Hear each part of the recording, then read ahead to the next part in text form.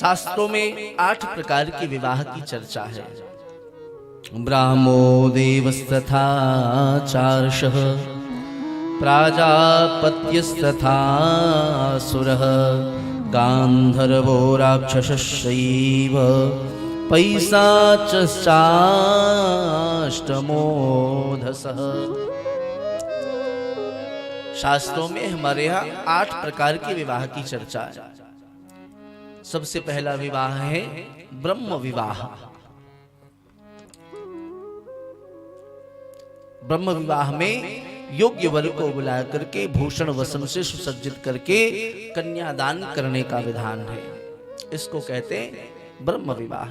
योग्य वर की तलाश की जाए, कुलीन परिवार के पुरुष को ढूंढ करके और सुंदर भूषण वसन आदि प्रदान करके कन्यादान की जाए, यह ब्रह्म विवाह है।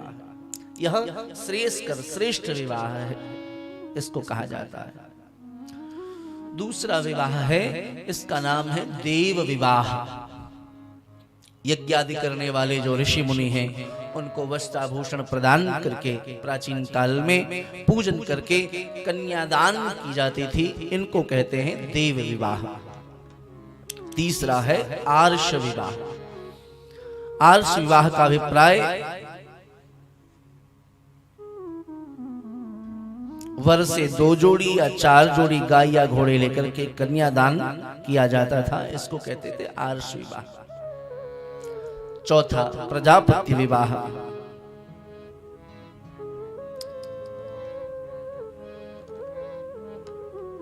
प्रजापति विवाह जो माता पिता होते हैं वह अपने संतान को कहते हैं विवाह के पश्चात आप एक साथ रह करके गृहस्थ धर्म का पालन करो, और ऐसा कह करके उपदेश करके योग्य वर के साथ कन्या का विवाह कराते थे। और 8वां पैस जो है वह है पिशाच विवाह।